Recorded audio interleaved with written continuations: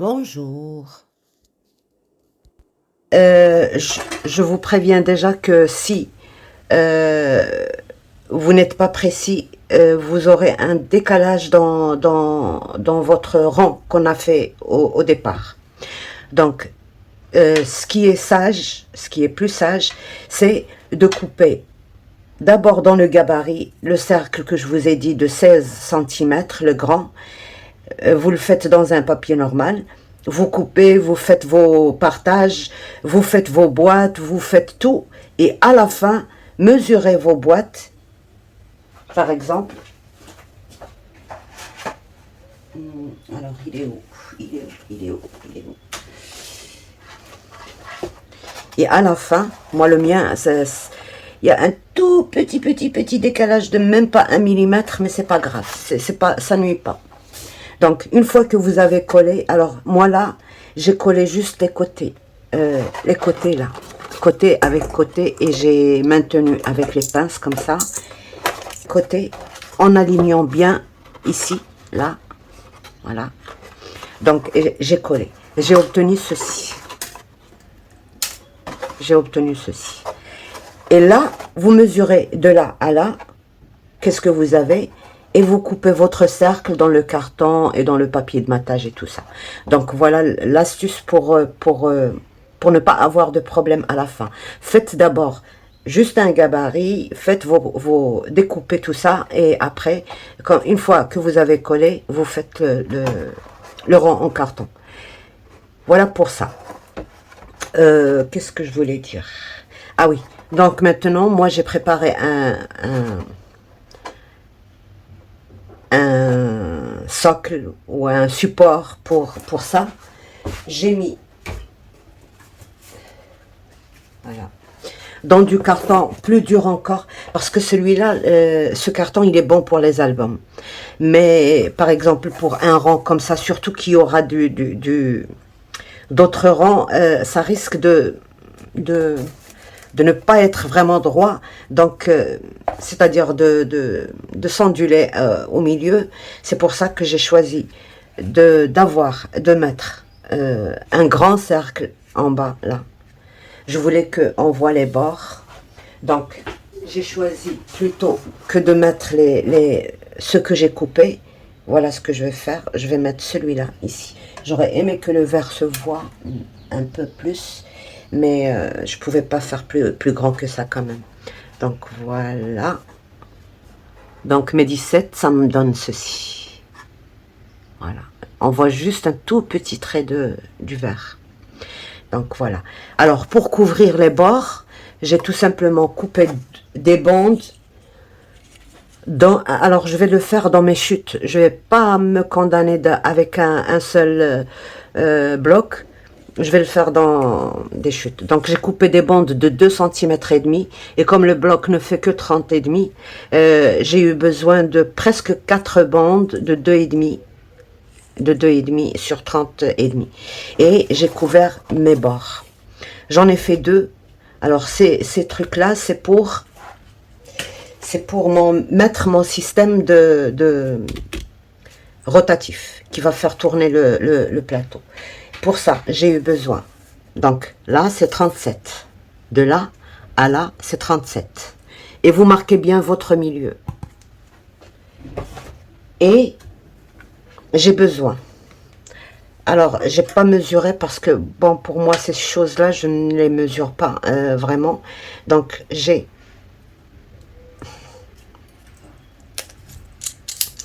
écarté au maximum. J'ai pris, il fait 7,5, donc il me donne un cercle de 15 cm. 7,5, et j'ai coupé 2 cercles, comme ça. 2 cercles de 15 cm, d'accord? À l'un, qui est celui-là, j'ai retiré à peu près 1 cm et quelque chose, 1 cm et 2 mm. Et le cercle que j'ai obtenu, je lui retire encore 2 mm. D'accord? On va le faire sur notre tapis. Donc, j'ai coupé dans 15 cm ça. Et là, je vais mesurer et retirer encore 2 millimètres à peu près.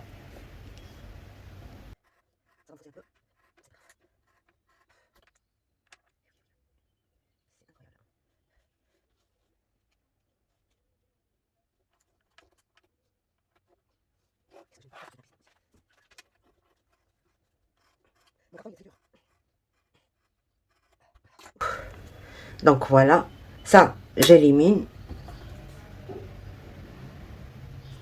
Ben oui, où est-ce que j'ai... Donc, ça va être ici, au milieu. Vous voyez, j'ai coupé plus de 2 millimètres parce que ça, avec le tapis, ça coince la lame et ça ne coupe pas là où il faut. C'est pour ça que je préfère toujours couper là sur... Et à celui-là, alors, une fois qu'on a coupé ça, on reprend celui-là et on le fait un peu plus petit, c'est-à-dire celui-là, là, au lieu de couper à 1 cm, je coupe par exemple à 1 cm, là. D'accord? Donc, on va encore faire ceci.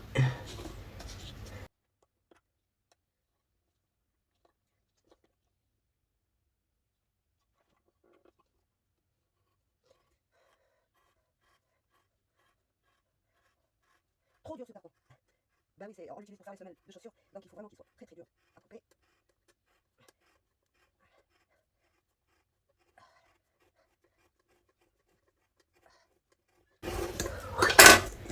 Voilà, donc un comme ça et un comme ça, vous voyez, un plus petit que l'autre, d'accord?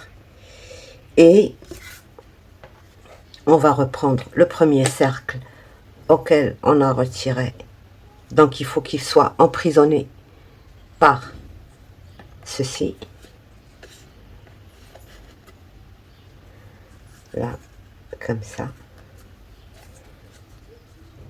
On le retourne et maintenant il nous faut le cercle, un autre cercle ici, c'est celui-là.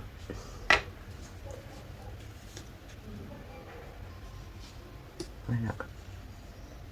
Il faut qu'il ait... celui-là, on va pas le coller. Celui-là, il va rester comme ça. Donc, un petit millimètre de moins que celui-là. C'est-à-dire, celui qu'on a coupé, là, on va lui retirer encore 1 millimètre. Et c'est ça qu'on va utiliser pour ici. Donc, on va le faire. On garde cela pour une autre fois. Donc, voilà. On a coupé ici.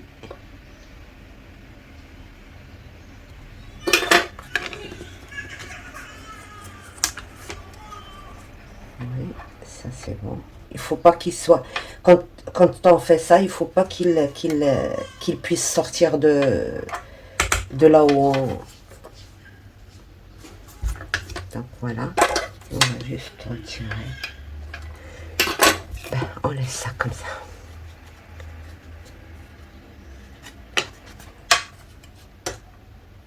Donc celui qu'on a coupé, on lui retire 1 millimètre et c'est bon. Hein. J'aurais pu couper encore un tout petit peu plus, mais... Donc maintenant, on va venir coller le petit sur le grand. Ces deux-là.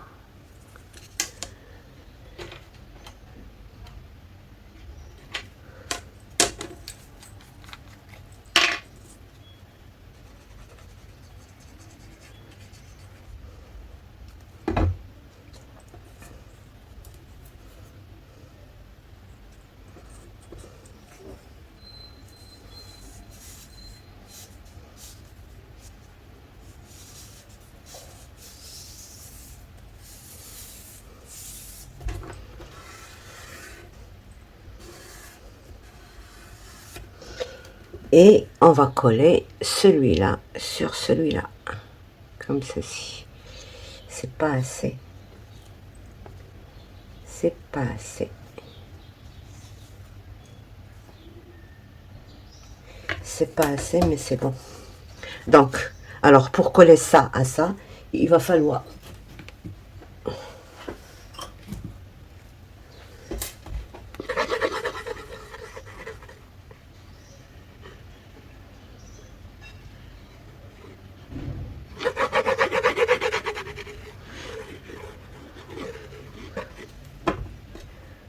je mets une aiguille ici.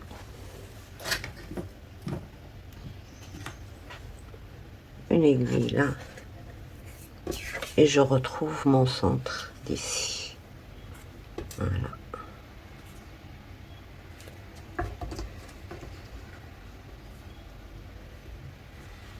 Voilà, c'est bien.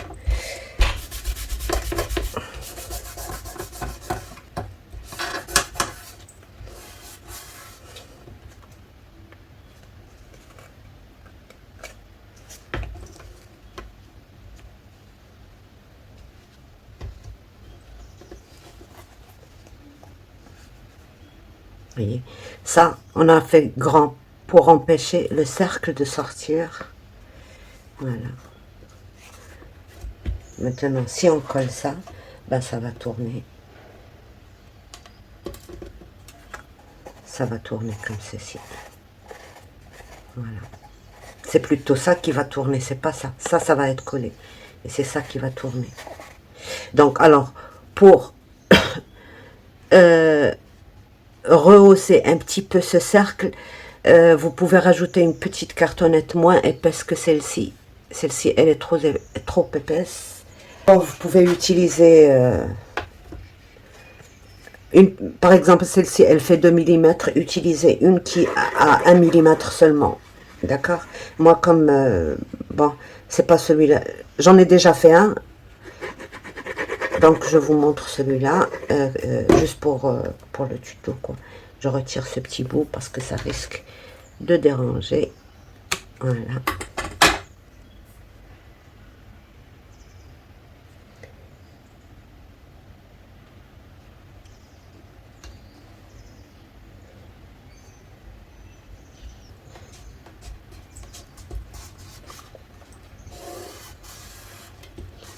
Donc, avec 2 cercles, vous allez faire ça.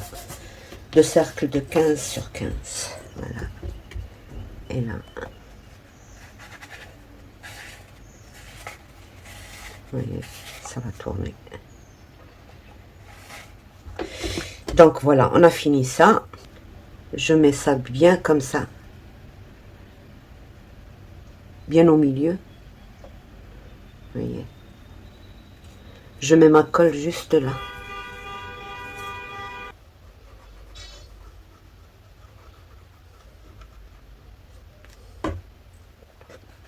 Donc,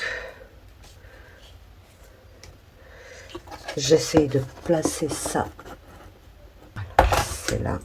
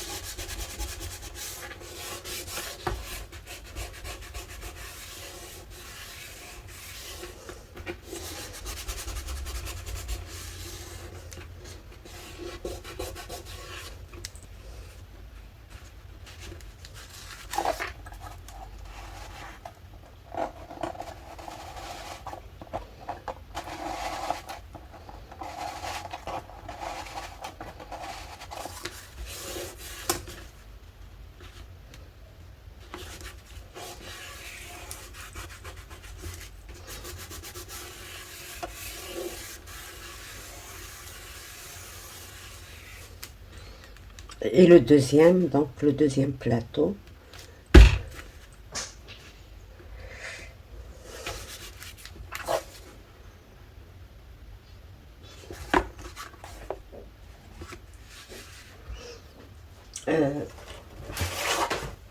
Je le colle ici.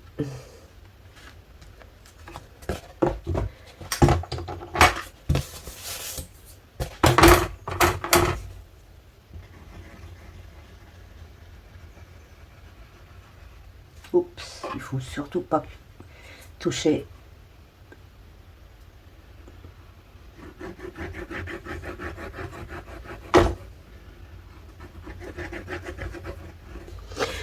Je n'ai maté que cette partie-là parce que, bon, j'ai pas besoin de mater ici. Il y aura encore autre chose par-dessus. Donc voilà.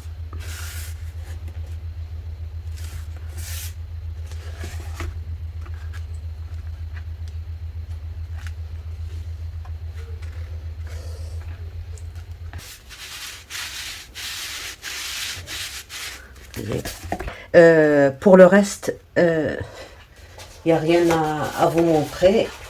Vous faites tranquillement votre truc là et vous venez le déposer, le coller par-dessus. Prenez des repères, par exemple les repères dans la moitié et dans le quart. Une fois que vous avez bien pris votre repère, d'ailleurs moi aussi j'ai travaillé toujours avec des repères, voyez. C'est comme ça que je vais me placer mon truc là. Je vais le coller et après je fais le deuxième. Je mets le deuxième carton comme ça. Je mate si j'ai envie de mater et je continue. Donc, je vais d'abord faire le premier et vous montrer, et ensuite vous retrouver pour vous montrer le deuxième. Donc, le plus important pour moi, pour continuer le travail, c'était de faire déjà le truc qui tourne là. Voilà. Là, ça tourne. Très bien. Il n'y a aucun souci. Donc, bon, moi je l'avais utilisé une fois, j'avais utilisé des attaches parisiennes avec le même système, des attaches parisiennes et du rhodoïde, comme ça glisse mieux. Je vous le montrerai une autre fois et voilà. Donc je ne fais le truc tournant que pour la première. Donc voilà, une fois qu'on a pris nos repères, les quarts, on retourne et on va mettre notre colle.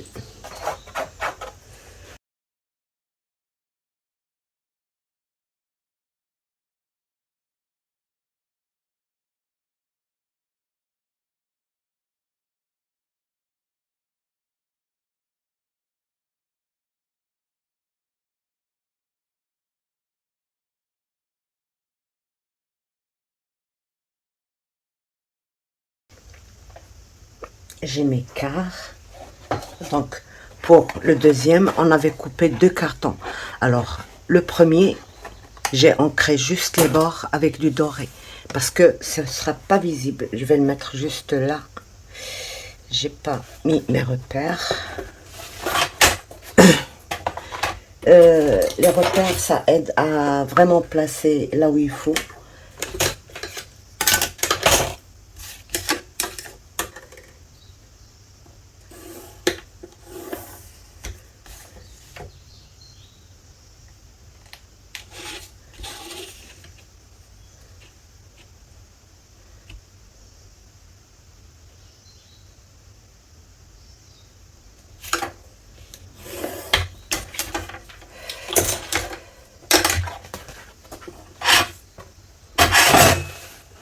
Donc, je vais le placer là. Je vais juste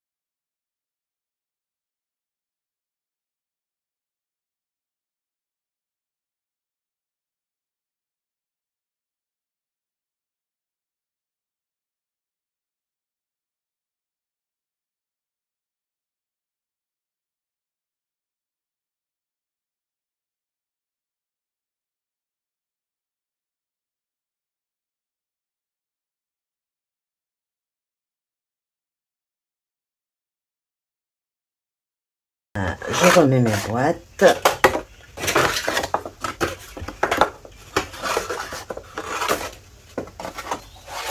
Le deuxième carton que j'ai coupé, pareil, de la même dimension, donc je le mets par-dessus. Alors, je remets...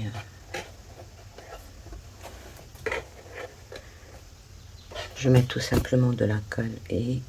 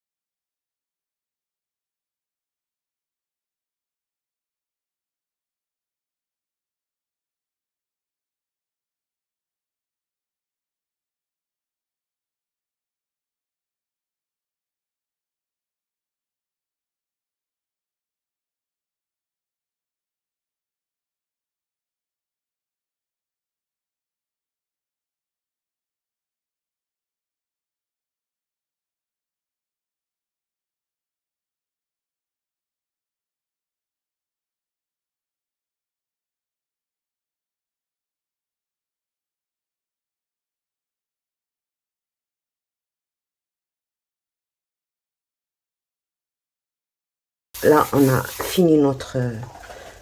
C'est comme ça. Ben, vous le voyez mieux. Donc voilà. Il ne reste plus qu'à... Ben, qu'à mater les tiroirs, mettre un truc pour ouvrir et voilà. Donc ça c'est le...